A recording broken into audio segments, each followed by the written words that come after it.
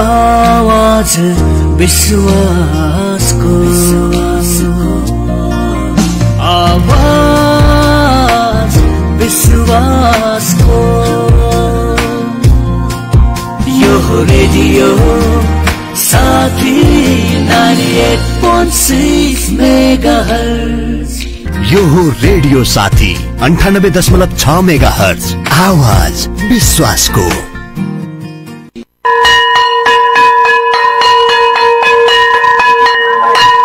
बिहानको 10 बज्यो। यो समय घरमै बसेर सुनेर पढ्न मिल्ने कार्यक्रम रेडियो स्कुलको हो। नमस्कार हाम्रा प्रिय विद्यार्थी भाइ बहिनीहरू, तपाईहरू सबैजनालाई कार्यक्रम रेडियो स्कुलमा हामी हार्दिक स्वागत गर्दछौं। कार्यक्रम रेडियो स्कुल लकडाउनको बेला विद्यालय बन्द हुँदा शिक्षण सिकाइ क्रियाकलापबाट विद्यार्थी भाइ बहिनीहरू वञ्चित हुनु नपरोस् भनेर तयार पारिएको सिकाइ सहजीकरण कार्यक्रम हो। यो कार्यक्रम मेचीनगर नगरपालिकाको सहयोग एवं शिक्षक महासंघ प्याप्सन तथा एनप्याप्सन मेचीनगरको समन्वयमा उत्पादन गरिएको हो। भाइ बहिनीहरूलाई थाहै छ, हामी आइतबारदेखि शुक्रबारसम्म कक्षा 5 देखि 10 सम्मका भाइ बहिनीहरूका निमित्त रेडियो कक्षा प्रसारण गर्छौं। आज शुक्रबार विज्ञानबार। सबै तहमा नेपाली माध्यममा विज्ञान विषयको सिकाइ सहजीकरण हुनेछ। 10 बजेदेखि 10:30 बजेसम्म कक्षा 5 र 6 का विद्यार्थी भाइ बहिनीहरूका लागि कक्षा सञ्चालन हुनेछ भने 10:30 बजेदेखि 11 बजेसम्म कक्षा 7 र 8 का विद्यार्थी भाइ बहिनीहरूका लागि कक्षा सञ्चालन हुँदा 11 बजेदेखि 11:30 बजेसम्म कक्षा 9 र 10 का विद्यार्थी भाइ बहिनीहरूका लागि कक्षा सञ्चालन हुनेछ। रेडियो साथी 98.6 मेगाहर्ज रेडियो साथीको फेसबुक टाइमलाइन तथा अनलाइन radiosathi.com लगइन गरेर पनि कार्यक्रम सुन्न सक्नुहुनेछ। अबको पालोमा कक्षा 5 र 6 का विद्यार्थी भाइ बहिनीहरूका लागि विषय विज्ञ शिक्षकज्यूहरूबाट कक्षा सञ्चालन हुँदैछ। त्यसैले कापी कलम लिएर रेडियो सुन्दै टिपोट गर्दै पढौं है त। नमस्कार, रेडियो साथी 98.6 मेगाहर्जको प्रस्तुति रेडियो स्कुल कार्यक्रममा म राजकुमार श्रीवालको तर्फबाट हार्दिक स्वागत गर्न चाहन्छु। यस कार्यक्रम अन्तर्गत मैले कक्षा 5 र 6 मा अध्ययनरत नेपाली मिडियमका विद्यार्थी भाइ बहिनीहरूको लागि विज्ञान विषयमा सहजीकरण गर्दै आइरहेको छु। यसभन्दा अघिल्लो कक्षामा हामीले कोषको बारेमा अध्ययन गर्यौं। उक्त कक्षामा भाइ बहिनीहरूलाई मैले कोष भनेको के हो, कोषका विभिन्न भाग र तिनका कार्यहरू साथै जन्तु कोष र वनस्पति कोष बीचको भिन्नताको बारेमा केही आधारभूत कुराहरू बताइसकेको छु। र आजको हाम्रो पाठ रहेको छ बल, जसलाई अंग्रेजीमा फोर्स भनिन्छ। यस पाठमा भाइ बहिनीहरू मुख्य गरी निम्न कुराको बारेमा जानकारी लिन सक्नेछन्। 1 नम्बरमा बल भनेको के हो। बल भनेको के हो? बलले वस्तुमा पार्ने असरहरू के हुन्, साथै स्थिर अवस्थामा रहेको वस्तुलाई चालमा ल्याउन बल आवश्यक हुन्छ भनेर बुझ्न सक्नेछौँ। साथै वस्तुको चालका प्रकारहरू बारेमा पनि विद्यार्थी भाइ बहिनीहरू सिक्न सक्नेछन्। प्यारा विद्यार्थी भाइ बहिनीहरू, आज हामी यस पाठको यिनै विषयवस्तुहरूमा रहेर छलफल गर्दैछौँ। बल भनेको के हो, यस बारेमा सबैभन्दा पहिले हामी छलफल गरौँ है त। भाइ बहिनीहरू, तिमीहरूलाई नि थाहा छ, जस्तो तिमीहरू कुर्सीलाई ठेल्छौ भनेको घचेड्छौ, त्यति बेला कुर्सी परतिर सर्छ। फूल टिप्छौ, फूल टिप्दा हातले तान्छौ, फूल तिम्रो हातमा आउँछ। ग्राउन्डमा खेल्छौ, ग्राउन्डमा खेल्ने भकुण्डोलाई राखेर खुट्टाले हानियो भने त्यो बल गुडेर पर जान्छ। गुडेको बललाई फेरि रोक्यौं भने स्थिर अवस्थामा आउँछ। हो, यसरी नै कुनै पनि वस्तुलाई तान्दा वा घचेड्दा त्यस वस्तुमा बल उत्पन्न हुन्छ। कुनै पनि वस्तुलाई तान्दा अथवा घचेड्दा त्यस वस्तुमा बल उत्पन्न हुन्छ र सोही बलको कारणले उक्त वस्तु चाल अवस्थामा आउँछ। भाइ बहिनीहरू, अब बललाई यसरी परिभाषित गर्न सकिन्छ।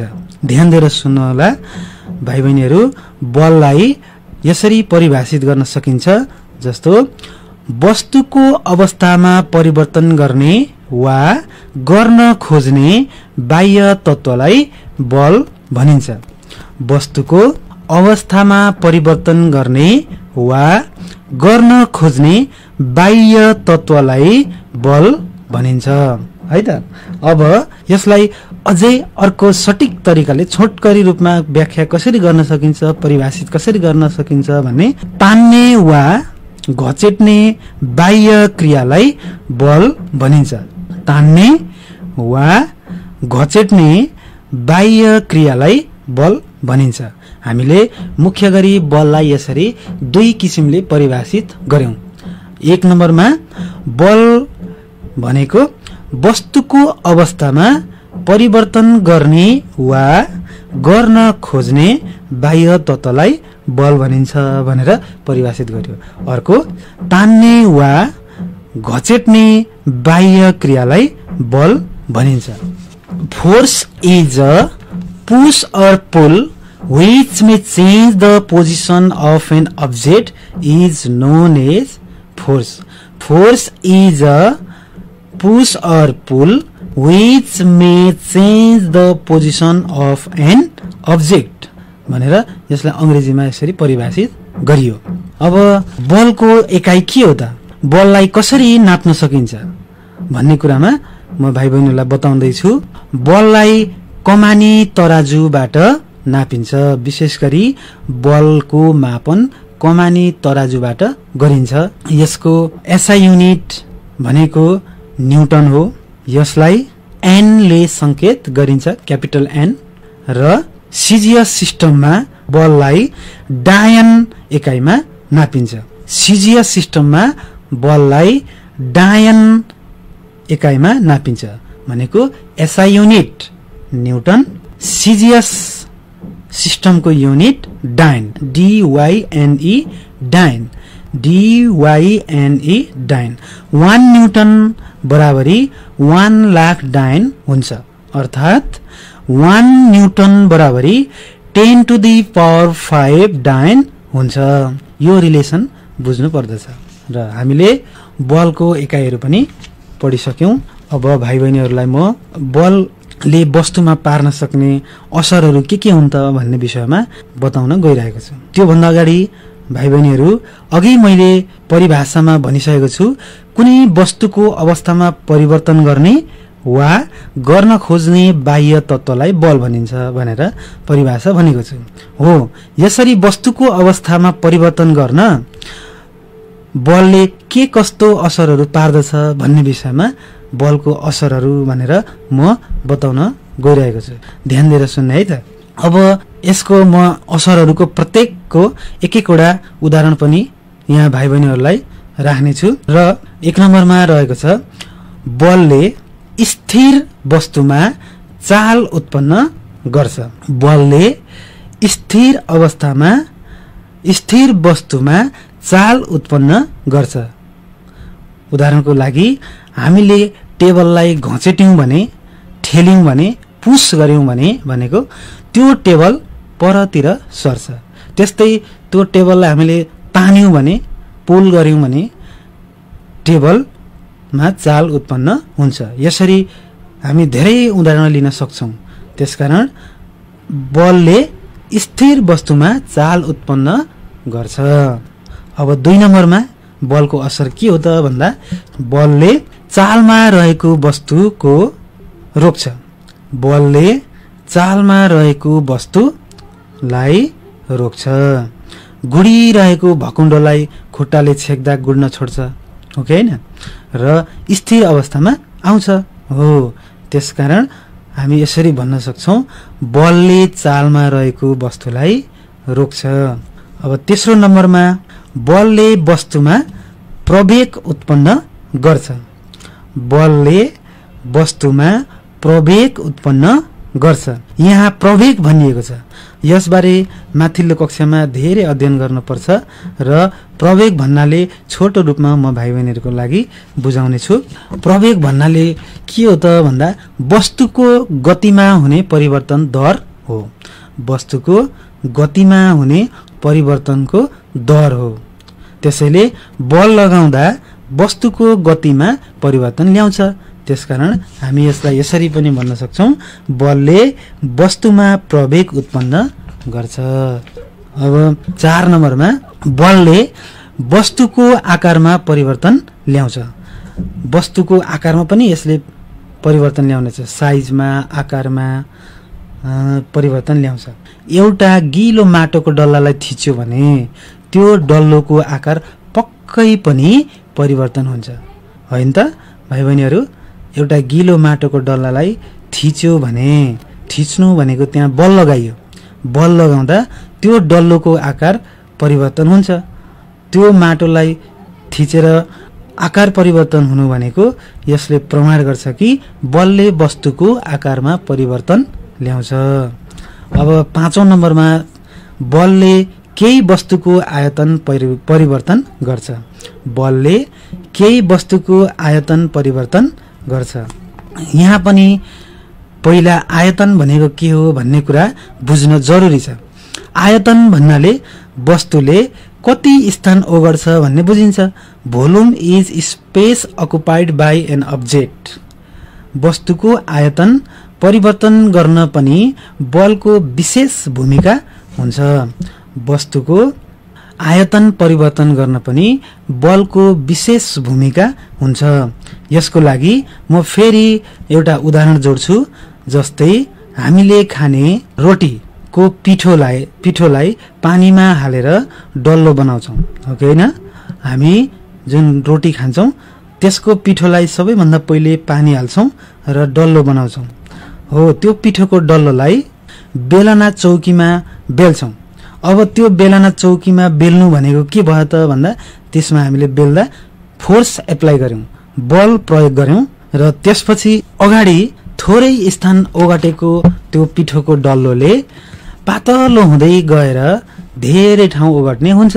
त्यसैले हामी भन्न सक्छौं कि बलले वस्तुको आयतन परिवर्तन गर्छ। अगाडि थोरै आयतन थियो, थोरै ठाउँ ओगटेको थियो, पछि बल प्रयोग गरे त्यो ठुलो भयो, त्यसले के गरे त धेरै ठाउँ ओगट्यो। भनेको अगाडि कम थियो, पछि धेरै भयो, भनेको आयतनमा परिवर्तन आयो।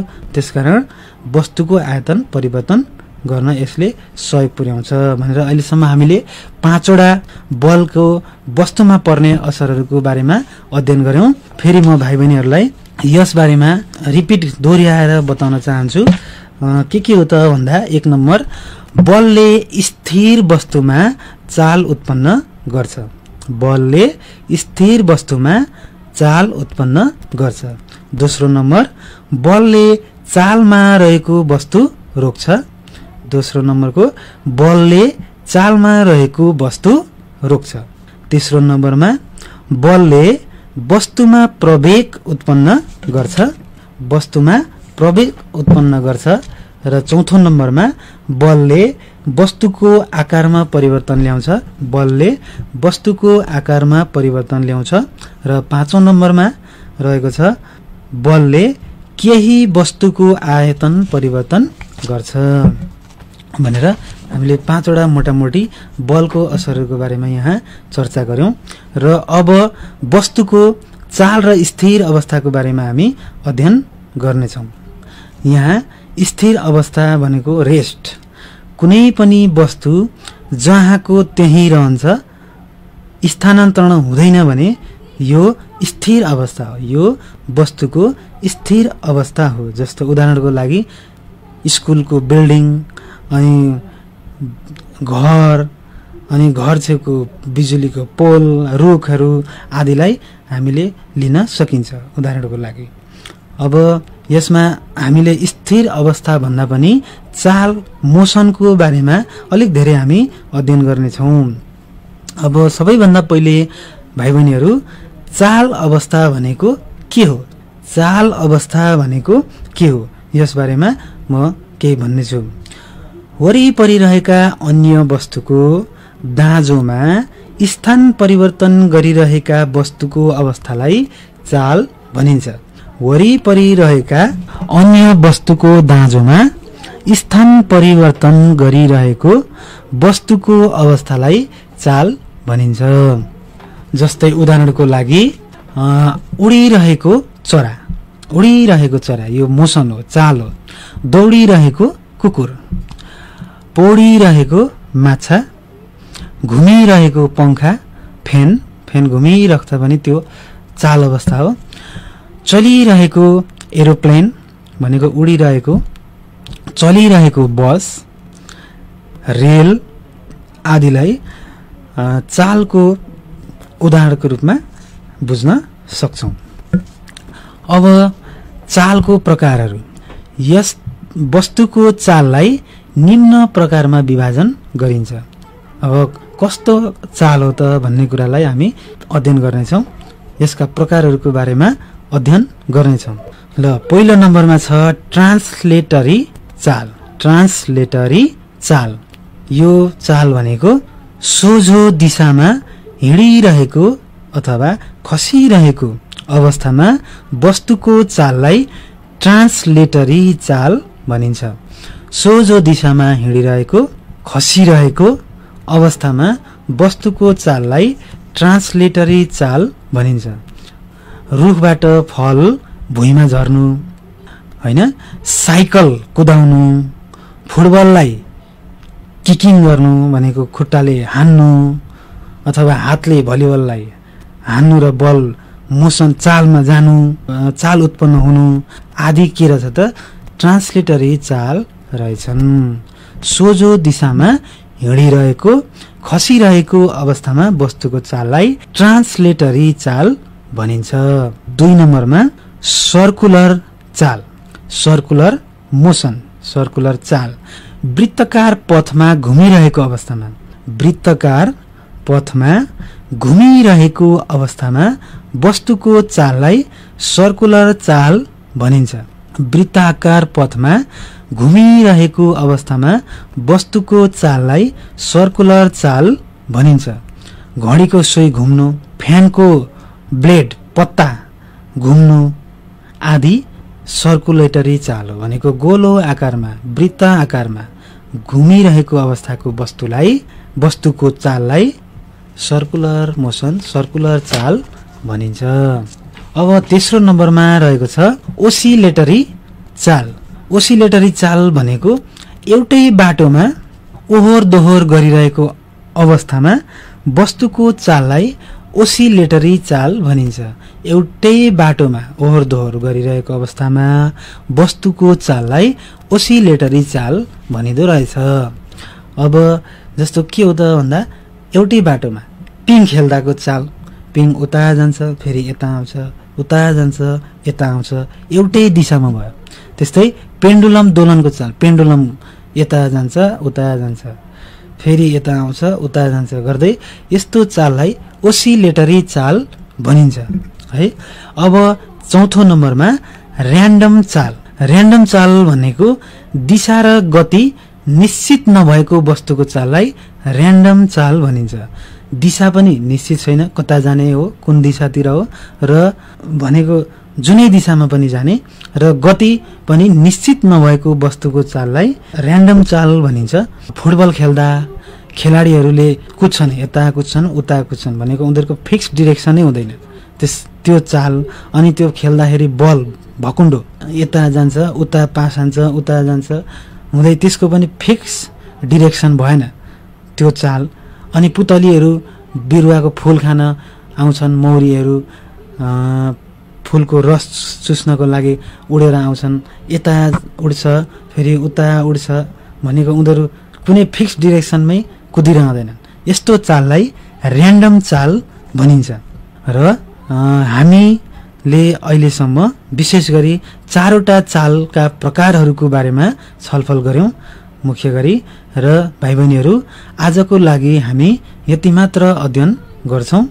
यस आजको पाठमा भाइ बहिनीहरूले केही नबुझेको भए, केही कुरामा कन्फ्युज भएमा रेडियो साथीको फेसबुक पेजमा कमेन्ट गरेर वा फोनमा सिधै सम्पर्क गरेर प्रश्न टिपाउन सक्नुहुनेछ र उक्त प्रश्नहरूको समाधान आगामी कक्षामा गर्नलाई म कोसिस गर्नेछु भन्दै आजलाई बिदा लिन चाहन्छु। हवस् त, धन्यवाद।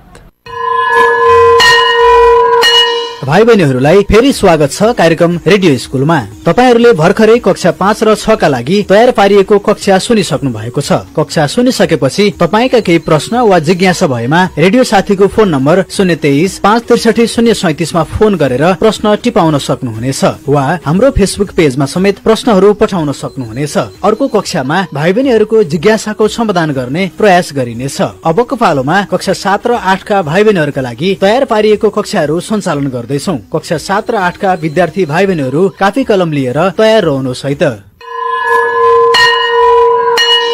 सम्पूर्ण श्रोता, अभिभावक तथा विद्यार्थी भाइ बहिनीहरूमा मेरो तर्फबाट हार्दिक नमस्कार छ। म पदम प्रसाद पौडेल, मेचीनगर 6 काँकरभिटा माध्यमिक विद्यालयको विज्ञान शिक्षक हुँ। विद्यार्थी भाइ बहिनीहरू, विज्ञान तथा वातावरण अन्तर्गत कक्षा 7 र 8 को भौतिक विज्ञान अन्तर्गत दोस्रो पाठ गति र प्रवेगमा यहाँहरूलाई स्वागत छ। यस गति र प्रवेग एकाइ अन्तर्गत विद्यार्थीहरू निम्न ज्ञानको हासिल गर्ने हुनेछ, जस्तो कि औसत गति, सापेक्षिक गतिको व्याख्या गर्न, प्रवेग र गतिराशको व्याख्या गर्न। यस्तै गरी यस कक्षा 7 र 8 को विद्यार्थी भाइनाले यो गति र प्रवेग एकाइ अन्तर्गत औसत गति भनेको के हो, सापेक्षिक गतिको व्याख्या गर्न, प्रवेग र गतिराशको व्याख्या गर्न। यस्तै गरी गति र प्रवेग सम्बन्धी समीकरण लेख्न र उक्त समीकरणलाई प्रयोग गर्न। त्यस्तै गरी गति र प्रवेग सम्बन्धी शाब्दिक समस्याहरूको समीकरणहरू गर्न र त्यसले गणितीय समस्याहरूको हल गर्न सक्नुहुनेछ। यो कक्षा 7 र 8 को गति तथा प्रवेग एकाइ अन्तर्गत विद्यार्थी भाइ बहिनीहरूले उक्त कुराहरू जान्नु अगाडि केही कुराहरू सिक्नुपर्ने हुन्छ, जस्तो कि स्थिर वस्तु अथवा स्थिर अवस्थामा रहेको वस्तु भनेको के हो, चाल अवस्थामा रहेको वस्तु भनेको के हो, यसको बारेमा जान्नुपर्ने हुन्छ। जस्तो कि हामीले स्थिर वस्तु अथवा स्थिर अवस्थाको बारेमा यी पक्षहरूको बारेमा जान्नुपर्ने हुन्छ। चाल अवस्था भनेको के हो, यस विषयमा पनि हामीले बुझ्नुपर्ने हुन्छ। समान चाल, असमान चाल, यी विषयमा हामीलाई केही ज्ञान हासिल गर्नुपर्ने हुन्छ, हामीलाई बुझ्नुपर्ने हुन्छ। यस्तै गरी औसत गति भनेको के हो, यो कति किसिमले क्यालकुलेसन गरिन्छ भन्ने कुरा हामीले बुझ्नु जरुरी छ। यस्तै गरी सापेक्षिक गति भनेको के हो, साथसाथै सापेक्षिक बिन्दु भनेको के हो, र प्रवेग अनि गतिराश, जसलाई हामीले अंग्रेजीमा एक्सलरेसन अथवा घट्दो प्रवेग, रिटार्डेसन भन्ने गरिन्छ। यी शब्दावलीको अर्थ के हुन् र चाल र गति सम्बन्धी समीकरण प्रमाणित गर्न, डिराइभ गर्ने सिकाइ उपलब्धि हामीले हासिल गर्नुपर्ने हुन्छ। अब लागौं त विद्यार्थी भाइ बहिनी आजको यस एकाइ अन्तर्गत गति र प्रवेग अन्तर्गतको कक्षाको सुरुतर्फ। र गति र प्रवेग अन्तर्गत भाइ बहिनीहरू सर्वप्रथम प्रवेग अन्तर्गत हामीले स्थिर वस्तु भनेको के हो र सुन्नुहोस्, स्थिर अवस्था भनेको के हो, यस विषयमा बुझ्ने कोसिस गरौँ। यदि हामीले हाम्रो वरपर विभिन्न वस्तुहरूलाई हेरौँ भने हामीले के देख्दछौँ भने केही वस्तुहरू एक स्थानबाट अर्को स्थान एकपछि अर्को गर्दै चलायमान हुँदै आफ्नो स्थान परिवर्तन गर्दै गइरहेका हुन्छन्। भनौँ कुनै वस्तु आफ्नो जुन स्थानमा केही समय अगाडि थियो, अहिले पनि केही समयको अन्तरालमा ती वस्तुहरूलाई सोही स्थानमा देख्दछौँ।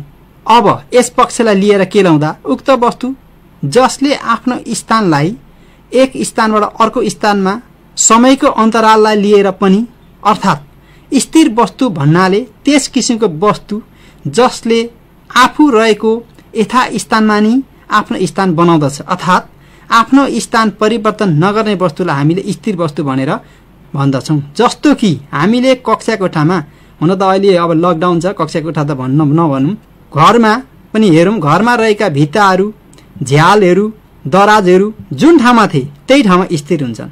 त्यस्तै गरी सिडीहरू, टोयलेटहरू, बाथरुमहरू पनि आफ्नो स्थानमा रहिरहेका हुन्छन्। र उक्त सन्दर्भमा हामी भन्न सक्छौँ कि घरको भित्ता, टोयलेट, बाथरुम, सिडी, दराज, झ्याल सबै के हुन्, आफैमा स्थिर वस्तु हुन्। स्थिर अवस्थामा वा एकै स्थानमा रहिरहेको वस्तुलाई हामीले कुनै पनि वस्तुको उक्त अवस्थालाई हामीले स्थिर अवस्था भनिन्छ। फेरि बुझौँ एकपटक, कुनै पनि वस्तुको त्यस किसिमको अवस्था जसको कारण उक्त वस्तु सोही स्थानमा नै रहिरहेको छ भने उक्त अवस्थालाई स्थिर अवस्था भनिन्छ। अब हामीले स्थिर अवस्थाको बारेमा केही स्थिर अवस्थाको वस्तुको सहायताले यस कन्सेप्टलाई अझ बढी क्लियर बनाउन सक्छौँ कि जस्तो कि हामीले हाम्रो वरपर विभिन्न घरहरू, विभिन्न बिल्डिङहरू देखेको हुन सक्छौँ। ती बिल्डिङहरू हिजो जहाँ थिए आज पनि ती छन्, भोलि पनि ती रहनेछन्। बिल्डिङै नभएर रुखहरूलाई पनि लिन सक्छौँ। रुख बोटबिरुवाहरू हिजो जहाँ थिए आज पनि ती देखिन्छन्, बरु हामी हिँडिरहेका हुन्छौँ। यस अवस्थामा उक्त बिल्डिङ अथवा भनौँ कुनै पुल अथवा कुनै चौतारी अथवा कुनै बिरुवा विभिन्न किसिमका वस्तुहरू स्थिर अवस्थामा रहिरहेको वस्तुहरू हुन्। यिनीहरूको अवस्थालाई नि हामी स्थिर अवस्था भनेर बुझ्छौँ। भन्न खोजेको आफ्नो अवस्था परिवर्तन नगर्ने जहाँको ती रहिरहने वस्तुलाई के भनिन्छ त स्थिर वस्तु भनिन्छ। स्थिर अवस्थामा रहेको वस्तु भन्नाले जुन स्थानमा छ त्यही स्थानमा रहिरहेको वस्तुलाई स्थिर हो। समय सापेक्ष आफ्नो स्थान परिवर्तन नगर्ने वस्तुलाई के भनिन्छ त भाइ बहिनीहरु स्थिर अवस्थाको वस्तु भनिन्छ। अब हामी चाल अवस्थाको बारेमा बुझौं। चाल अवस्था भनेको के हो त? यदि वरपरको रेफरेन्स भने कुनै एउटा पोइन्ट हुन्छ अथवा वरपरको वस्तुहरूको तुलनामा यदि कुनै वस्तुले आफ्नो स्थानलाई परिवर्तन गर्दछ भने उक्त वस्तुलाई चाल अवस्थाको वस्तु भनेर भन्ने गरिन्छ। र चलमान अवस्थाले गर्दा कुनै पनि वस्तुले आफ्नो स्थानलाई एक स्थानबाट अर्को स्थानमा पुर्याउँदछ भने उक्त अवस्थालाई हामीले चाल अवस्था भनेर भनिन्छ। अब उदाहरणको लागि यदि हामीले कुनै पनि गाडीलाई चलमान अवस्थामा कुनै पनि बाटोमा केही समय देखिरहेका छौं भने केही समयको अन्तरालमा अर्को ठाउँमा पुगिरहेको, केही दूरी पारी गरिरहेको अर्को ठाउँमा देख्न सक्छौं। यसरी आफ्नो स्थान सुरुको अवस्थाबाट पछिल्लो अथवा अन्तिम अवस्थामा एक ठाउँबाट अर्को ठाउँको स्थानमा परिवर्तन भएको कारणले गर्दा यस किसिमको वस्तुलाई चाल अवस्थाको वस्तु भनिन्छ। चाल अवस्थाको वस्तु उदाहरण लिनुपर्दा हामीले हाम्रा वरपर चलिरहेका बस, ट्रक, गाडी र यस्तै गरी गुडिरहेको गाडा, यस्तै गरी दगुरिरहेको सानो केटाकेटी या भाइ बहिनीहरु, यस्तै गरी हिँडिरहेको मान्छे अथवा कुनै दौडिरहेको खेलाडी, यी विभिन्न अवस्था वा वस्तुलाई हामीले लिन सक्दछौं। अब फेरि विद्यार्थी भाइ बहिनीहरु हामी अगाडि बढ्छौं समान चाल र असमान चालको बारेमा व्याख्या गर्न। स्थिर अवस्था र चाल अवस्थाको बुझ्नुभयो होला। स्थिर अवस्था भनेको समय सापेक्ष आफ्नो स्थान परिवर्तन नगर्ने र चाल भनेको आफ्नो स्थान परिवर्तन गर्नेलाई के भनिन्छ रहेछ? चाल अवस्थाको वस्तु भनिन्छ रहेछ। अब यसमा पनि चाल अवस्थालाई पनि समान चाल र असमान चाल दुई किसिमका हुन्छन्। अब हामी यहाँ समान चाल जसलाई हामी अंग्रेजीमा युनिफर्म मोसन भन्दछौं। फेरि भन्नुहोस् त भाइ बहिनीहरुलाई समान चाललाई के भनिन्छ अंग्रेजीमा? Uniform motion.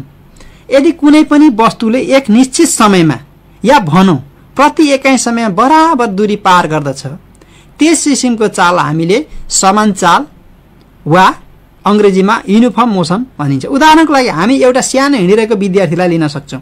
मानव उक्त विद्यार्थीले आफ्नो घरदेखि विद्यालयसम्म जाँदै गरेको अवस्था वा पैदल हिँड्दाको अवस्थामा यदि उक्त विद्यार्थीले हरेक सेकेन्डमा वा एक सेकेन्डको समयमा यदि 1 मिटर दूरी पार गर्दछ र अन्य समयमा पनि सोही 1 सेकेन्डको अवधिमा फेरि 1 मिटरको दूरी पार गरेर हिँडिरहेको छ, अगाडि बढिरहेको छ भने उक्त अवस्थामा यस किसिमको लाई हामी के भन्दछौं? समान चाल भनेर भन्दछौं। फेरि विद्यार्थी भाइ बहिनीहरु बुझ्नुहोस्, समान चाल भनेको प्रति एकाइ समयमा बराबर दूरी पार गर्यो भने त्यसलाई के भनिन्छ? समान चाल भनिन्छ। फेरि हामीले असमान चाल भनेको के हो? त्यसो हो भने केही असमान चालको उदाहरण हेरौं।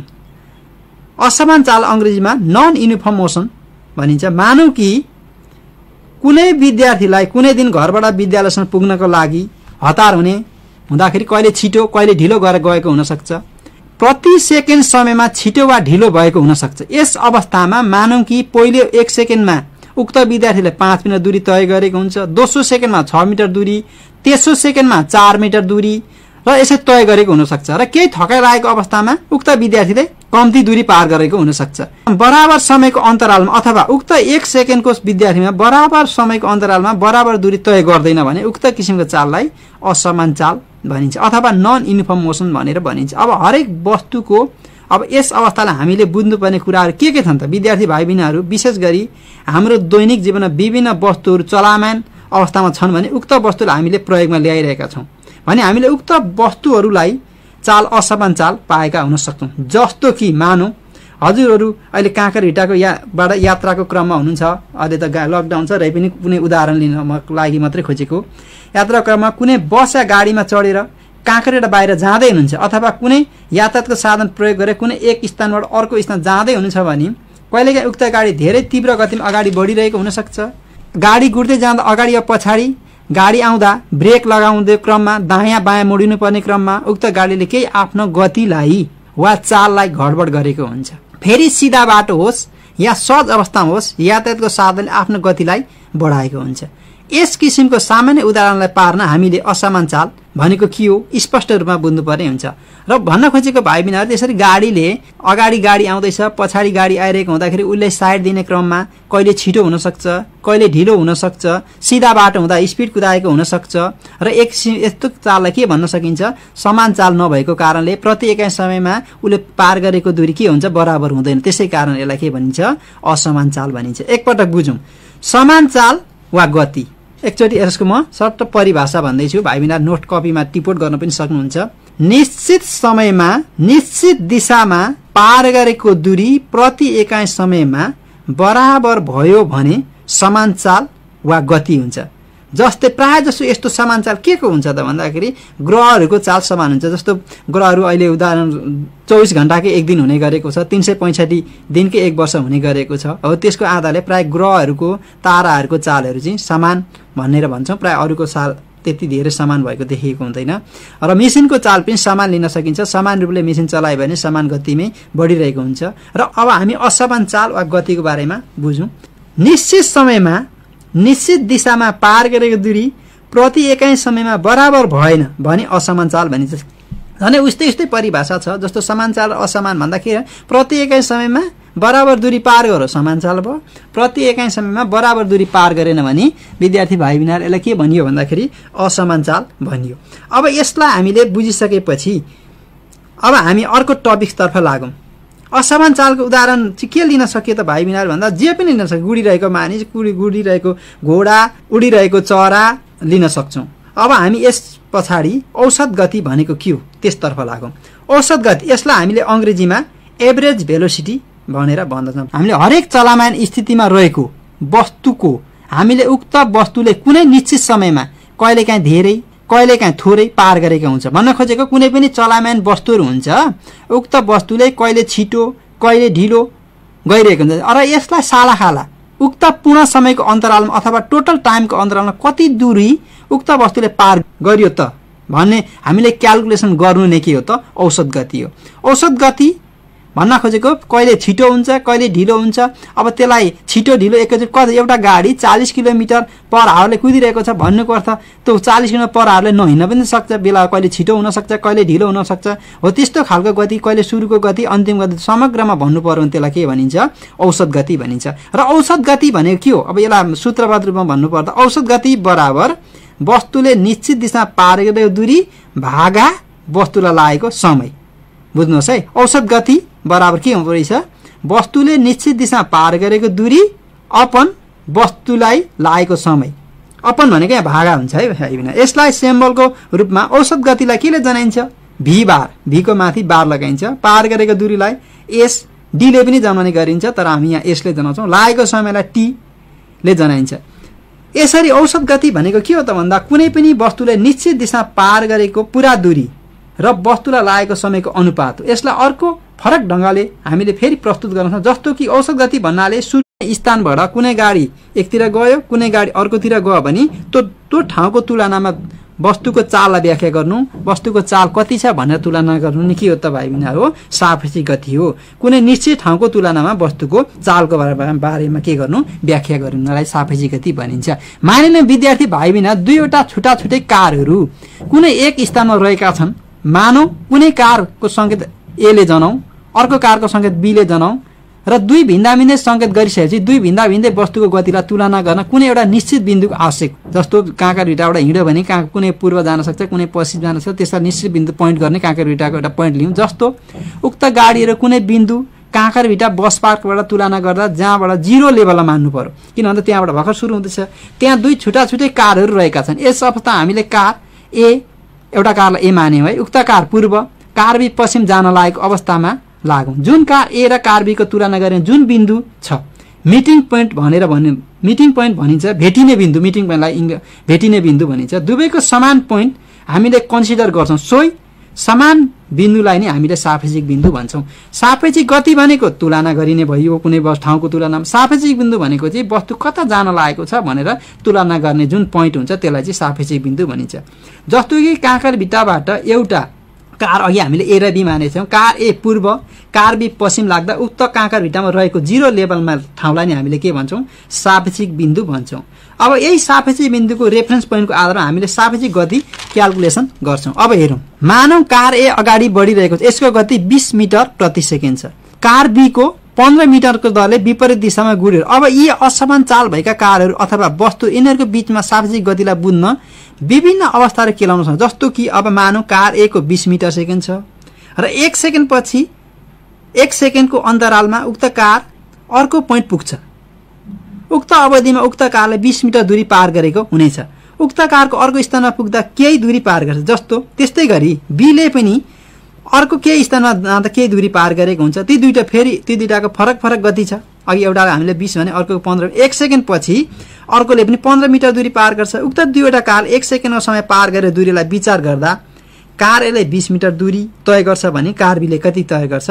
15 मिटर दूरी तय गरेको हुन्छ। यसरी हेर्दा दुई कार बीचको दूरी आपसमा जोड्दा कति भयो? 20 + 15 35। किनभने हामीले विपरीत दिशामा गयो भनेका छौँ, एउटा पूर्व गयो अर्को पश्चिमको, तिनीहरू बीचको डिस्टेन्स कति भयो? त्यो पोइन्ट तुलना गर्दाखेरि 20 + 15 गरेर 35 भयो।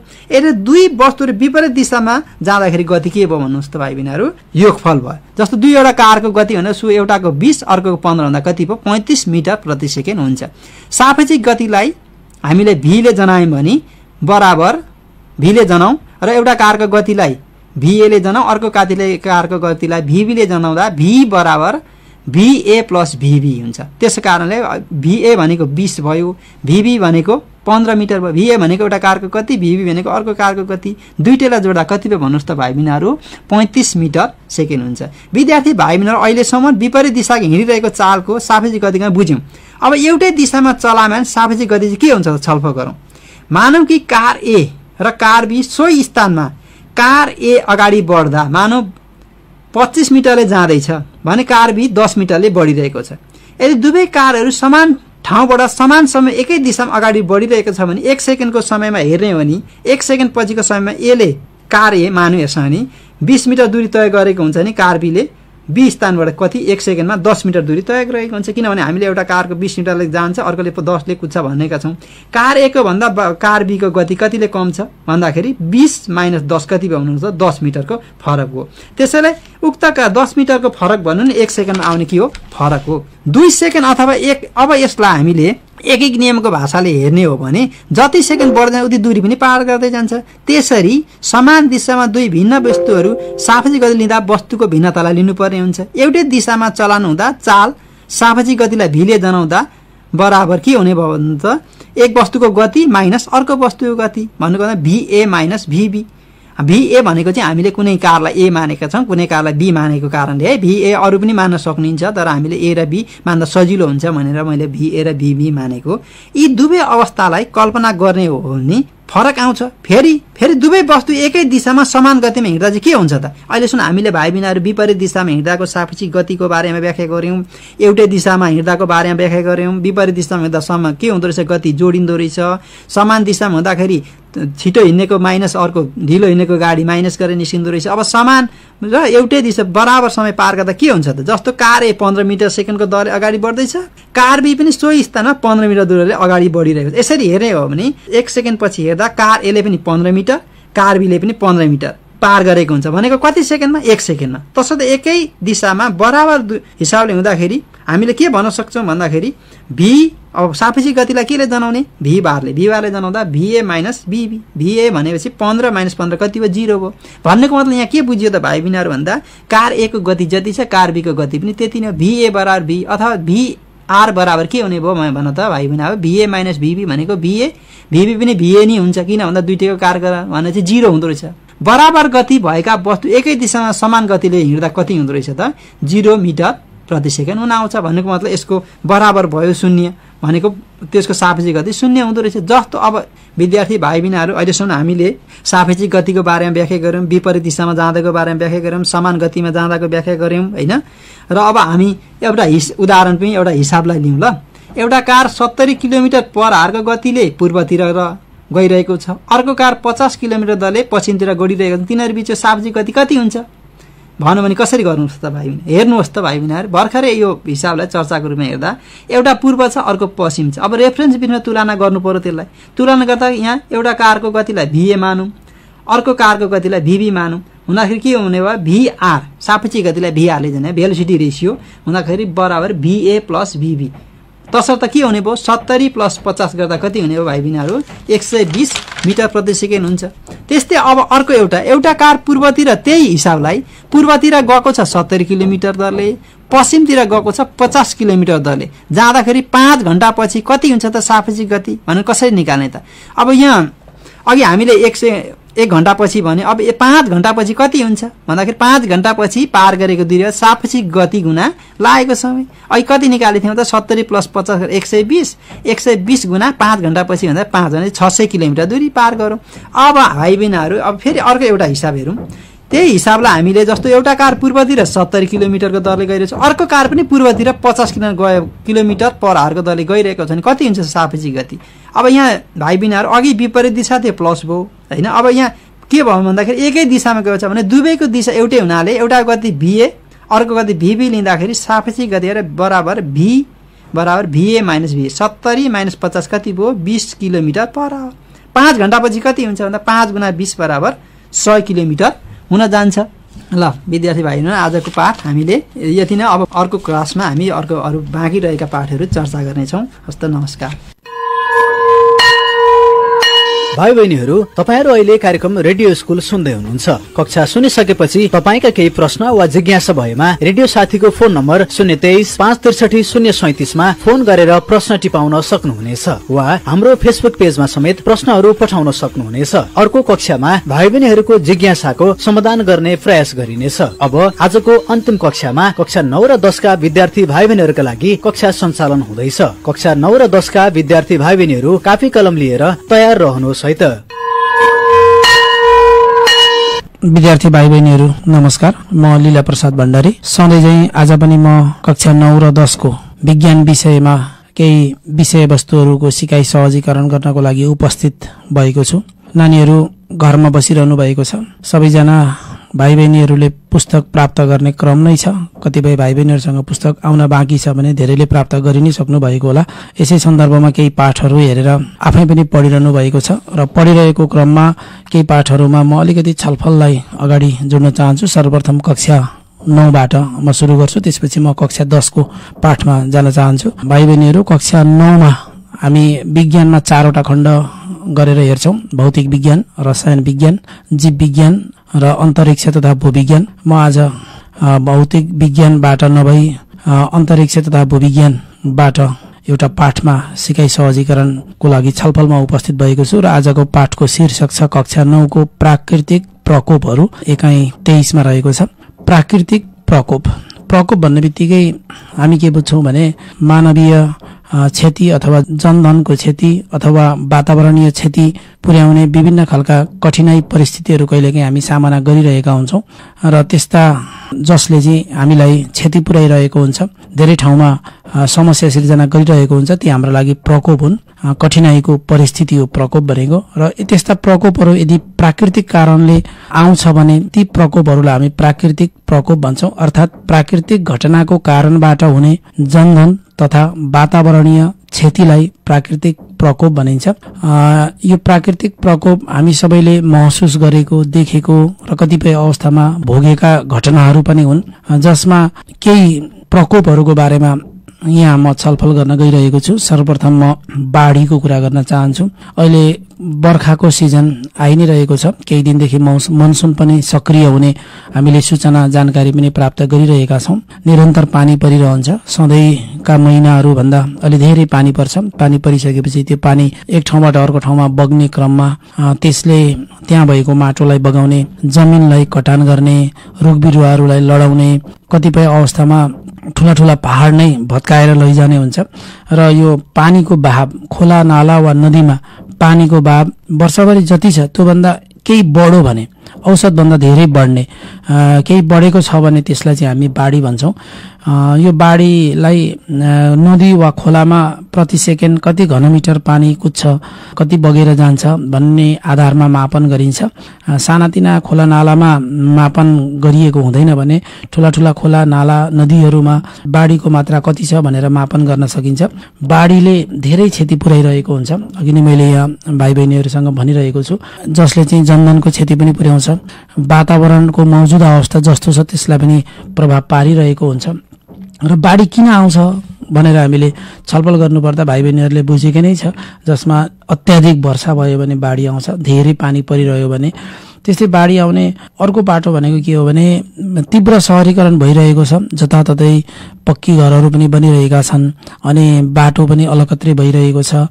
अन्य अन्य ठाउँहरूमा पनि सिमेन्टेड गर्ने क्रम पनि जारी नै रहेको छ। यो कारणले गर्दा माथि आकाशबाट परेको पानी जमिनमा सोसेर तलतिर जान पाउँदैन अनि हरेक ठाउँको पानी जम्मा हुन्छ अनि बग्दै जान्छ। सानो सानो मात्रामा जम्मा हुँदै गएको पानी बग्दै जाँदाखेरि त्यसले ठूलो परिमाणमा खोलामा पानी बग्छ, गहिरो ठाउँमा जान्छ अनि यसले चाहिँ बाढीको रूप लिन्छ। त्यसले गर्दा बढ्दो सहरीकरण पनि बाढी आउने एउटा कारण हो।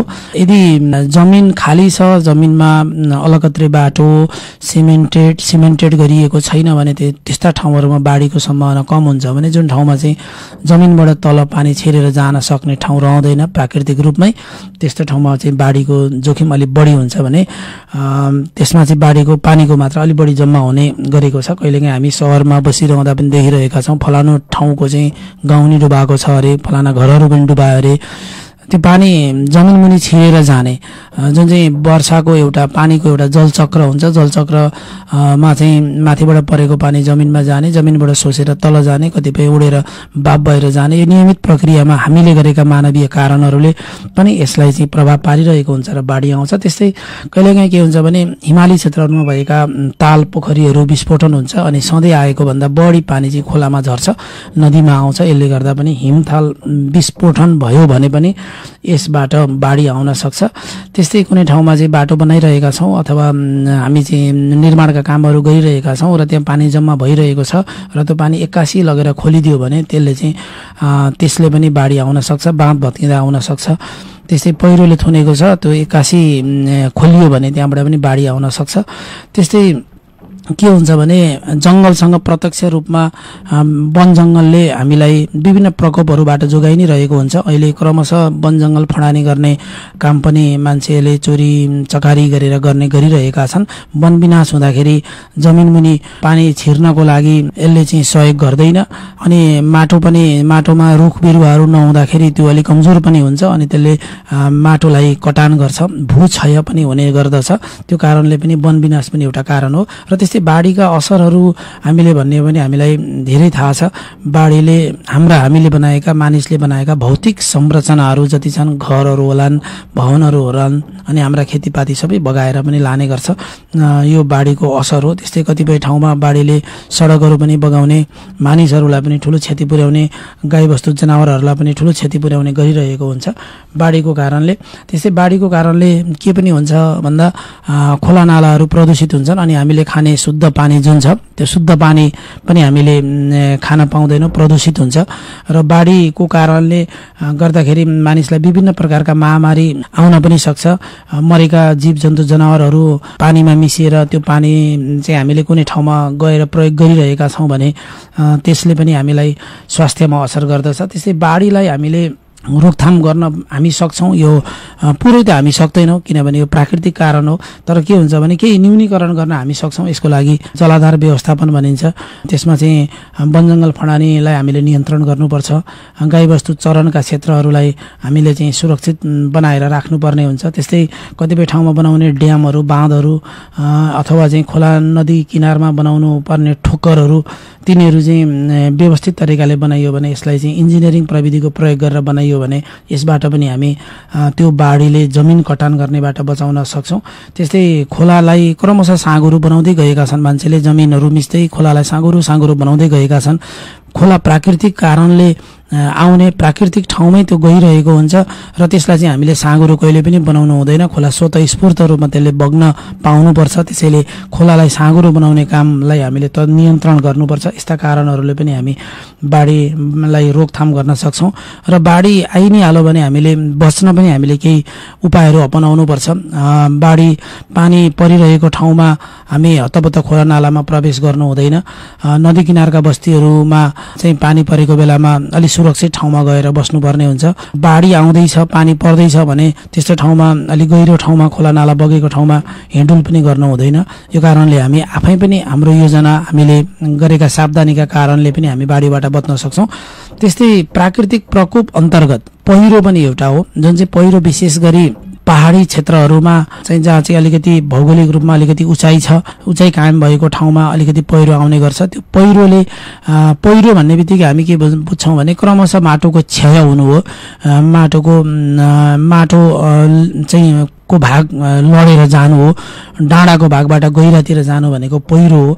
यो पहिरो भनेको बाढीसँग पनि अलिकति जोडिन्छ भने कहिलेकाहीँ बाढी नआएको समयमा पनि पहिरो आउने गर्दछ र सुक्खा पहिरो पनि हामी त्यसलाई भन्ने गर्दछौँ। र बाढी आउँदा अथवा निरन्तर वर्षा भइरहँदा पनि पहिरो आउने गर्छ। हाम्रो देशमा पनि वर्षेनी धेरै सङ्ख्यामा मानिसहरू पहिरोको कारणले ज्यान गुमाइरहनु परेको एउटा दुःखद अवस्थाहरू पनि छ। त्यसो हुँदाखेरि पहिरो आउने कारणहरूमा एउटा वर्षा हो, अर्को भनेको बेला बेला प्राकृतिक कारणले जाने भूकम्पको कारणले पनि पहिरो आउने गर्दछ, नदी कटानको कारणले पनि पहिरो आउने गर्दछ, वनजङ्गलको विनाशहरूको कारणले पनि आउने गर्दछ। त्यस्तै हामीले गर्दै गरेको अवैज्ञानिक खेती प्रणाली, हामी चाहिँ वनजङ्गल फडानी गरेर डाँडा पनि फडानी गरेर त्यहाँ भएका बिरुवाहरूलाई नाच्दै हामी खेती गरिरहेका छौँ। अवैज्ञानिक तरिकाले गरिएको खेतीको कारणले पनि पहिरो आउने गर्दछ। त्यस्तै भौतिक संरचना निर्माण गर्दाखेरि कुन ठाउँमा कति खन्न हुने कि नहुने भन्ने कुराहरू पनि हामीले चाहिँ ध्यान नदिँदाखेरि पनि पहिरो आउन सक्छ।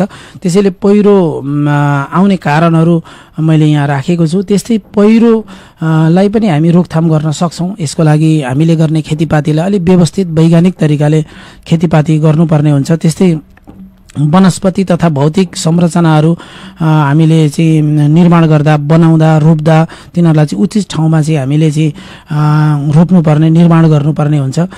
त्यस्तै नक्साहरू बनाइरहँदा हामीले चाहिँ कुन ठाउँमा चाहिँ यो बढी पहिरो आउन सक्छ त्यस्ता ठाउँमा चाहिँ बसोबास गर्नबाट दिनु हुँदैन। बसोबास नगरेदेखि ती ठाउँहरूमा हामी चाहिँ सम्भावित जोखिमबाट बच्न सक्छौँ। यसरी हामी बाढी र पहिरोबाट मानवीय रूपमै हामी क्षतिलाई न्यूनीकरण गर्न सक्छौँ। त्यस्तै सामुद्रिक आँधी एउटा प्राकृतिक प्रकोप हो। कहिले हामी साइक्लोन भन्छौँ, कहिले टाइफोन भन्छौँ, कहिले हरिकेन भन्छौँ। विभिन्न नामले चिनिएका आँधीहरू चाहिँ विश्वमा आइ नै रहेका छन्। विशेष गरी सामुद्रिक क्षेत्रहरूमा यस प्रकारका आँधीहरू देखिने गरेका छन्। भर्खरै पनि हाम्रो छिमेकी देशमा आँधी आएको छ। भाइ बहिनीहरूले टेलिभिजनमा पनि हेर्नुभएको होला, समाचार पढ्नुभएको होला। आँधी भनेको अत्याधिक मात्रामा चाहिँ हावाको बहावको कारणले, धेरै गतिमा आउने हावाको कारणले समुद्रमा आउने छाल, समुद्रबाट बाहिर निस्कने पानी, यी विभिन्न कारणले चाहिँ आँधीको रूप लिइरहेको हुन्छ। र आँधी हाम्रो जस्तो देशमा आँधीको प्रभाव अलिक कम हुन्छ, किनभने हामी भूबनोटमा पनि भौगोलिक रूपमा पनि हामी समुद्रभन्दा अलिकति टाढा पनि छौँ। हाम्रो क्षेत्रमा, हाम्रो देशमा समुद्रको भूभाग नभएको कारणले गर्दाखेरि हामी सामुद्रिक आँधीबाट अलि कम नै हामीले चाहिँ क्षति बिहोर्नु परेको छ भने जुन देशहरूमा समुद्रहरू बढी छन् त्यस्ता ठाउँहरूमा सामुद्रिक आँधी आउने नै गरेको छ। सामुद्रिक आँधी आइरहँदा कुनै एउटा सिङ्गो सहर पनि बगाउने, मानवीय क्षति गर्ने, जमिनलाई पनि असर गर्ने, यसले चाहिँ वनजङ्गललाई पनि असर गर्ने विभिन्न असरहरू देखिन्छ। त्यस्तै अर्को एउटा प्राकृतिक प्रकोपको रूपमा हामी ज्वालामुखीलाई पनि लिन्छौँ। ज्वालामुखी भन्ने बित्तिकै हाम्रो भूभाग, जमिनभित्र अत्यन्तै तातो अवस्थामा तरल पदार्थ रहेको छ। त्यो तरल पदार्थ कहिलेकाहीँ जमिनको कमजोर क्षेत्रबाट बाहिर निस्किने गर्दछ र त्यो त्यसरी जमिन मुनिको तातो तरल पदार्थ कमजोर क्षेत्रबाट बाहिर फुटेर जमिन बाहिर निस्किनुलाई हामी ज्वालामुखी विस्फोटन भन्छौँ। र त्यो ज्वालामुखी विस्फोटन कुनै क्षेत्रमा आउँदा त्यस भित्रको तातो पदार्थ बाहिर आउने र ठुला ठुला पहाडहरू बन्ने, त्यो तातोले धेरै चाहिँ मानवीय क्षति र त्यसले चाहिँ भौतिक क्षतिहरू पनि पुर्याउने गर्दछ। र यो पनि हामीले नियन्त्रण गर्न सक्ने भन्दा टाढाको प्रकोप हो। यसबाट हामी जम्मा जुन जुन ठाउँमा ज्वालामुखी आउने प्रचुर सम्भावना हुन्छ, वैज्ञानिकहरूले यी क्षेत्रहरू ज्वालामुखीको लागि अलिकति बढी चाहिँ समस्याग्रस्त क्षेत्रहरू हुन् भनेका ठाउँहरूमा हाम्रो बसोबास, उद्योग, कल कारखानाहरू निर्माण गर्नु हुँदैन र त्यस्ता ठाउँमा नबस्नु नै यसबाट बच्न सकिने एउटा उपाय हो। हामी यसलाई हाम्रो कारणले नियन्त्रण गर्न सक्दैनौँ। यो पृथ्वीभित्र हुने विभिन्न भूगर्भिक प्रक्रियाहरूबाट यसलाई चाहिँ यसबाट आउने भएको हुनाले यसलाई हामी त्यति सहजै नियन्त्रण गर्न सक्ने हुँदैन। जम्मा हामी यसबाट बच्न सक्ने, यसबाट हुने असरहरूको बारेमा हामी जान्न सक्छौँ। र यसले ज्वालामुखीको असरको कुरा गर्दा यसले चाहिँ जमिनको जमिनको बनोट जुन छ त्यसलाई पनि असर गरिरहेको हुन्छ। जमिनमा भएका भौतिक संरचनाहरू भत्किने, पुरिने भएको हुन्छ। त्यस्तै विषालु ग्यासहरू पनि बाहिर आउन सक्ने हुन्छ। यसले मानव स्वास्थ्यलाई असर गर्दछ। त्यस्तै ज्वालामुखी विस्फोटनले कहिलेकाहीँ सुनामी ल्याएर यसले चाहिँ ठुलो जनधनको क्षति पनि गर्न सक्छ। यसबाट बच्ने उपायको लागि हामीले ज्वालामुखी सम्भावित क्षेत्रहरूमा भूकम्प प्रतिरोधात्मक घरहरू बनाउनु पर्छ। मैले यहाँ भूकम्प किन जोडिरहेको छु भने ज्वालामुखी विस्फोटन सँगसँगै कतिपय अवस्थामा भूकम्प पनि आउने गर्दछ। ज्वालामुखी विस्फोटन भइरहने क्षेत्रमा मान्छेको बसोबास गर्नु हुँदैन। यसबाट बच्न सक्ने टाढा ठाउँहरूमा मात्रै हामी जानुपर्ने हुन्छ। र अब म चौथो प्राकृतिक प्रकोपको बारेमा म भाइ बहिनीहरूलाई यहाँ राख्ने अनुमति चाहन्छु। त्यो रहेको छ भूकम्प, भुइँचालो। हामीले भुइँचालो भर्खरै केही वर्ष अगाडि हामीले महसुस पनि गरेका छौँ। नेपालमा पनि धेरै ठुलो धनजनको क्षति भएको छ। भूकम्प आएको छ। भूकम्प भनेको पृथ्वीमा हामी छौँ, सतहमा हामी छौँ र पृथ्वीको सतहमा आउने हल्लिने प्रक्रिया, त्यो भनेको भूकम्प हो। नियमित रूपमा भूकम्प आइ नै रहने गर्छ, तर मान्छेले सबै प्रकारका भूकम्पहरू अनुभव गर्न थाहा पाउन सक्दैनन्। मापन मात्रै गर्न सकिन्छ र त्यस्ताले ठुलो असर पनि गर्दैन। तर कतिपय अवस्थामा ठुला भूकम्पहरू आउने हुन्छन्। ती ठुला भूकम्पले हामीलाई त्रसित पनि बनाउँछ, ठुलो मानवीय क्षति पनि गर्छ। पृथ्वीको मुनि ठुला चट्टानहरू छन्। ती चट्टानहरू मुनि धेरै तातो पदार्थहरू पनि रहेको छ। ती तातो पदार्थहरू एक ठाउँबाट अर्को ठाउँमा सरिने रहेका छन् र ती चट्टानहरू ठुला चट्टानहरू जुन हामीले परिकल्पना गरे भन्दा अत्यन्तै ठुला चट्टानहरू कहिलेकाहीँ हल्लिने गर्दछन्। ती हल्लिँदाखेरि सिङ्गो पृथ्वी नै हल्लिन्छ, कुनै भूभागको पृथ्वी हल्लिन्छ र त्यसलाई चाहिँ हामी प्लेट भन्छौँ। ती प्लेटहरू हल्लिँदाखेरि भुइँचालो आउने गर्दछ, भूकम्प आउने गर्दछ। र भूकम्प आउने कारणमा एउटा टेक्टोनिक कारण भनिन्छ। पृथ्वीको भित्रपट्टि प्लेटहरूमा हुने गतिको कारणले जुन दबाव सिर्जना हुन्छ, ती दबावको सिर्जनाले गर्दा त्यहाँ सञ्चित भएको शक्तिको कारणले गर्दा भूकम्प आउने गर्दछ। त्यस्तै ज्वालामुखीको कारणले पनि भूकम्प आउँछ। त्यस्तै अन्य कारणहरूमा कतिपय ठाउँमा सुरुङ मार्गहरू निर्माण गरिन्छ, उत्खनन गरिन्छ, खानीहरू र त्यस्ता ठाउँहरूमा गरिने ठुला आणविक परीक्षणहरू, आणविक अस्त्रहरूको प्रयोग अनि त्यहाँ विस्फोटक पदार्थहरूको प्रयोग, यस्ता विभिन्न कारणहरूले गर्दाखेरि पृथ्वीमा कम्पन हुने गर्दछ। त्यो कम्पन भनेको भूकम्प हो र भूकम्पले हामीलाई असर गर्दछ। यसले मानिसले ज्यान गुमाउनु पर्ने हुनसक्छ, जीव जनावरहरूले पनि आफ्नो ज्यान गुमाउनु पर्ने हुनसक्छ, घाइते हुन सक्छन्, ठुलो क्षति गर्न सक्छ, जसलाई हामी जनधनको क्षति पनि भन्छौँ। भौतिक रूपमा मानिसहरूका ठुला संरचनाहरू पनि भत्किन सक्छन् निर्माण गरेका। यसले चाहिँ मानिसलाई ठुलो क्षति पुर्याउँछ र एक खालको त्रास पनि यसले हामीलाई उत्पन्न गर्दछ।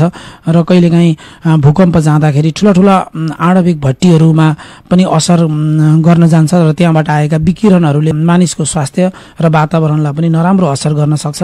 र भूकम्पबाट बच्न सक्ने उपायमा हामीले घरहरू बनाइरहँदा, भवनहरू बनाइरहँदा भूकम्प प्रतिरोधात्मक प्रविधिको प्रयोग गरेर हामीले भवनहरू बनाउनुपर्छ।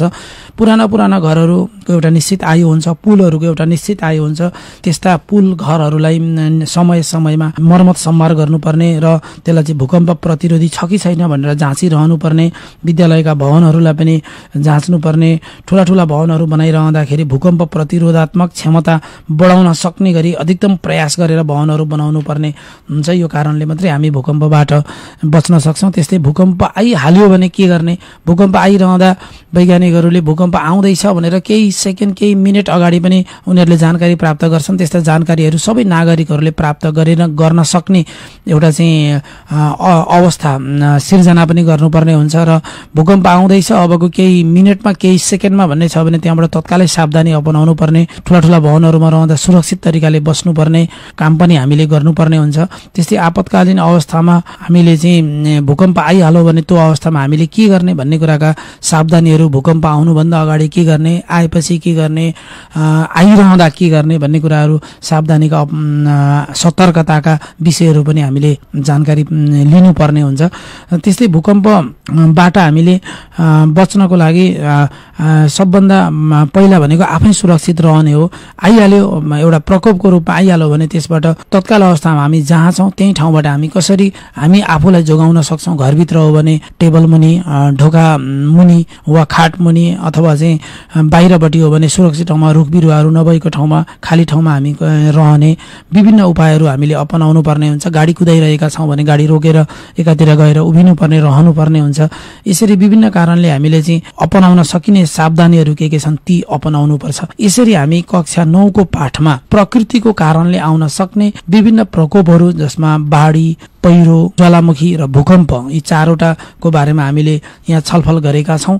यसैको निरन्तरताको रूपमा हामी 9 मा पढिरहने भाइ बहिनीहरू कक्षा 10 मा पुगेपछि त्यस्तै वातावरणीय प्रदूषणको बारेमा पढ्नुहुनेछ र म कक्षा 9 का भाइ बहिनीहरूलाई यहाँ अहिले भनेका पाठहरू सशर्ती हेरेर यसलाई चाहिँ अध्ययन गर्नको लागि र घरमा रहिरहँदा पनि यी चारवटा प्राकृतिक प्रकोपको बारेमा आफ्ना अभिभावकहरूसँग सोधेर उहाँहरूलाई धेरै अनुभव हुन्छ। बाढी पहिरोको अनुभव हुन्छ, त्यस्तै भूकम्पको अनुभव पनि उहाँले लामो समयको विभिन्न कालखण्डमा उहाँले लिइरहनु भएको हुनसक्छ। विभिन्न दृश्यहरू देखिरहेका हुन सक्छौँ टेलिभिजनहरूमा ज्वालामुखीका, यस्ता बारेमा अलिकति हेरेर अध्ययन गरिदिन हुनको लागि र छलफल पनि गरिदिन हुन, अभिभावकसँग सोधिदिन हुनको लागि म अनुरोध गर्दछु। र कक्षा 9 का भाइ बहिनीहरूलाई यो पाठ आफै अहिलेलाई अध्ययन गर्ने र यो बारेमा साथीहरूसँग पनि छलफल गर्ने गरी, घरमा पनि छलफल चलाउने गरी मैले यो छलफलको सिकाइ सहजीकरणलाई यहीँ राख्न चाहेँ। र अब म कक्षा 10 का भाइ बहिनीहरूको एउटा पाठको बारेमा अलिकति छलफल अगाडि बढाउन गइरहेको छु।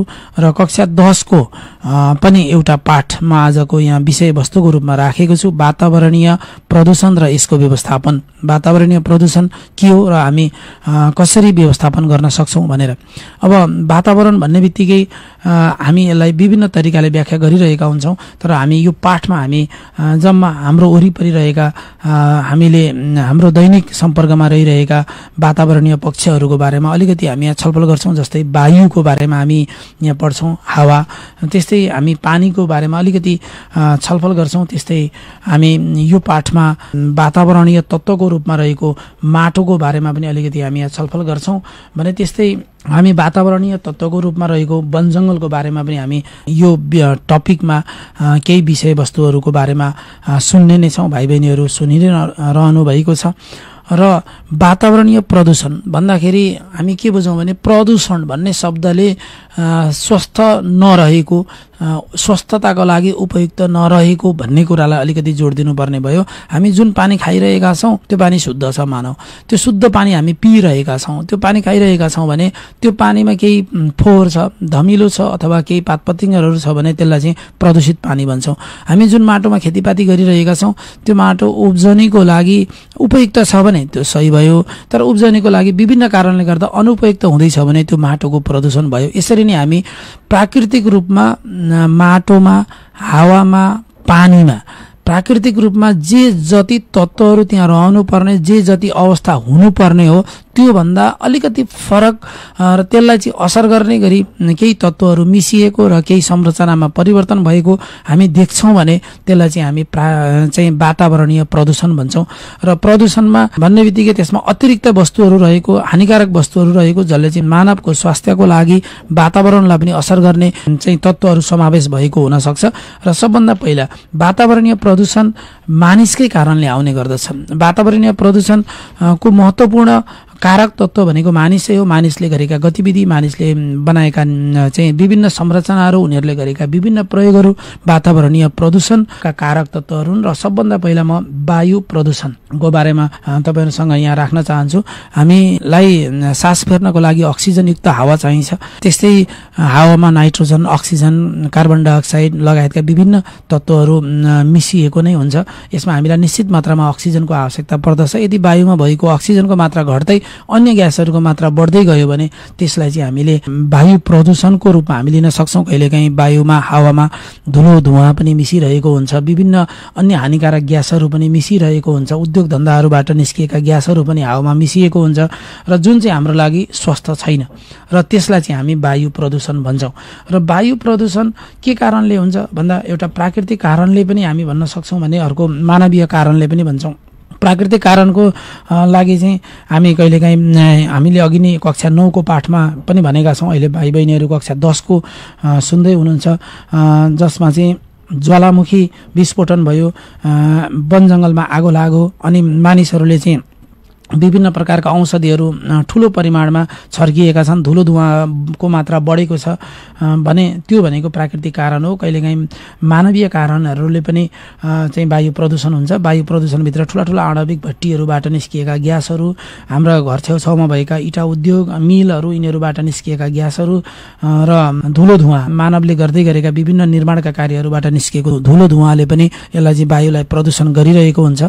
र यी वायु प्रदूषणका असरहरू चाहिँ हामीले हेर्दाखेरि यसले सबभन्दा पहिला भनेको मानवीय स्वास्थ्यमा असर गर्दछ। त्यस्तै यसले चाहिँ हामीलाई चाहिँ अम्लीय वर्षाको रूपमा पनि यसले चाहिँ वायु प्रदूषणको असरको रूपमा आउँदछ। त्यस्तै वायु प्रदूषणको सँगसँगै यसले चाहिँ हामीलाई विभिन्न प्रकारका हानिकारक ग्यासहरू पनि हाम्रो स्वास्थ्यमा प्रवेश गर्ने हुन्छ। त्यस्तै पानी प्रदूषणको रूपमा जल प्रदूषण पनि भन्छौँ हामी यसलाई चाहिँ पानीमा विभिन्न विकारका वस्तुहरू, हानिकारक वस्तुहरू मिसिएको छ, फोहोर मैलाहरू मिसिएको छ भने त्यसलाई चाहिँ हामी पानीको प्रदूषणको बारेमा भनिरहेका छौँ। त्यस्तै हामीले पेट्रोलियम पदार्थ अथवा चाहिँ ठुला ठुला खानीहरूबाट निस्किएका, ठुला ठुला उद्योगबाट निस्किएका फोहोर मैलाहरू पानीमा गएर मिसियो भने पनि पानी प्रदूषण हुन्छ। त्यस्तै माटो प्रदूषण, हामीले अनावश्यक मात्रामा आवश्यकभन्दा बढी मलहरू, रासायनिक मलहरू, अन्य पदार्थहरू माटोमा मिसायौँ भने पनि माटोको प्रदूषण हुन सक्छ। त्यस्तै विभिन्न उद्योग कल कारखानाको कारणले पनि माटोमा प्रदूषण हुन जान्छ। त्यस्तै माटो प्रदूषणबाट पनि हामीले जोगाउनु पर्ने हुन्छ, हामीले माटोलाई बेला बेला परीक्षण गरिरहनु पर्ने हुन्छ।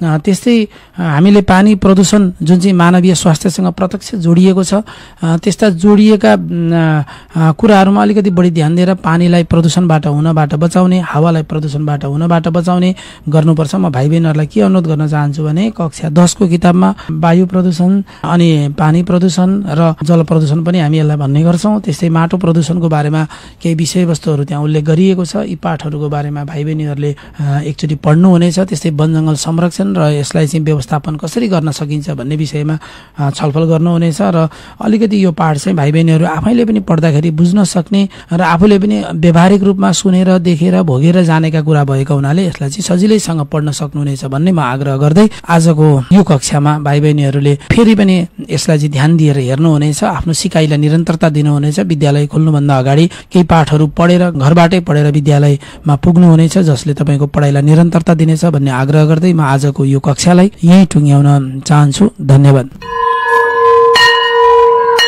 भाइ बहिनीहरू, आजका लागि सबै कक्षाहरू सम्पन्न भइसकेका छन्। कक्षा सुनिसकेपछि तपाईका केही प्रश्न वा जिज्ञासा भएमा रेडियो साथीको फोन नम्बर 023-563-037 मा फोन गरेर प्रश्न टिपाउन सक्नुहुनेछ वा हाम्रो फेसबुक पेजमा समेत प्रश्नहरू पठाउन सक्नुहुनेछ। अर्को कक्षामा भाइ बहिनीहरूको जिज्ञासाको समाधान गर्ने प्रयास गरिनेछ।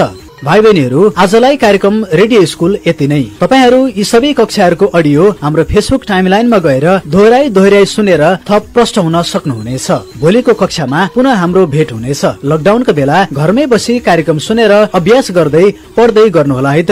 तबसम्मका लागि सबै विषय शिक्षकहरूको साथमा प्राविधिक साथी करिना पौडेलसँगै म जिआर धिताल पनि बिदा हुन्छु।